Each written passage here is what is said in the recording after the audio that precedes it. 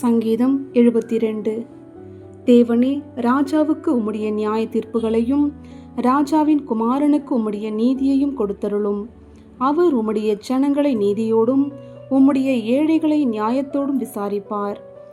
பர்வதங்கள் ஜனத்திற்கு சமாதானத்தை தரும், மேடுகள் நீதியின் விளைவோடு இருக்கும். ஜனத்தில் சிறுமைப்படுகிறவர்களை அவர் நியாயம் விசாரித்து ஏழையின் பிள்ளைகளை ரட்சித்து இடுக்கண் செய்கிறவனை நொறுக்குவார். சூரியனும் சந்திரனும் உள்ள மட்டும் அவர்கள் உமக்கு தலைமுறை தலைமுறையாக பயந்திருப்பார்கள். புல் அறுப்புண்ட வெளியின் மேல் பெய்யும் மழையைப் போலவும் பூமியை நனைக்கும் தூறலைப் போலவும் இறங்குவார். அவருடைய நாட்களில் நீதிமான் செழிப்பான். சந்திரன் உள்ள வரைக்கும் மிகுந்த சமாதானம் இருக்கும். ஒரு சமுத்திரம் தொடங்கி மறு சமுத்திரம் வரைக்கும், நதி தொடங்கி பூமியின் எல்லைகள் வரைக்கும் அவர் அரசாளுவார். வனாந்தரத்தார் அவருக்கு முன்பாக குனிந்து வணங்குவார்கள். அவருடைய சத்துருக்கள் மண்ணை நக்குவார்கள். தர்ஷீசின் ராஜாக்களும் தீவுகளின் ராஜாக்களும் காணிக்கைகளை கொண்டு வருவார்கள். சேபாவிலும் உள்ள ராஜாக்கள் வெகுமானங்களை கொண்டு வருவார்கள். சகல ராஜாக்களும் அவரை பணிந்து கொள்வார்கள். சகல ஜாதிகளும் அவரை சேவிப்பார்கள். கூப்பிடுகிற எளியவனையும் உதவியற்ற சிறுமையானவனையும் அவர் விடுவிப்பார். பலவீனனுக்கும் எளியவனுக்கும் அவர் இறங்கி எளியவர்களின் ஆத்துமாக்களை ரட்சிப்பார்.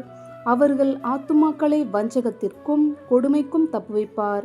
அவர்களுடைய இரத்தம் அவருடைய பார்வைக்கு அருமையாயிருக்கும். அவர் பிழைத்திருப்பார். சேபாவின் பொன் அவருக்கு கொடுக்கப்படும். அவர் நிமித்தம் இடைவிடாமல் ஜெபம் பண்ணப்படும். எந்நாளும் ஸ்தோத்தரிக்கப்படுவார். பூமியிலே மலைகளின் உச்சிகளில் ஒரு பிடி தானியம் விதைக்கப்பட்டிருக்கும். அதன் விளைவு லீபனோனைப் போல அசையும்.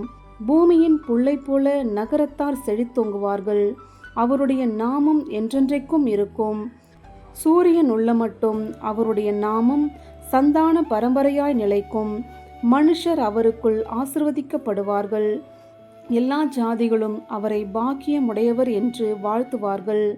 இஸ்ரவேலின் தேவனாய் இருக்கிற கர்த்தராகிய தேவனுக்கு ஸ்தோத்திரம் உண்டாவதாக.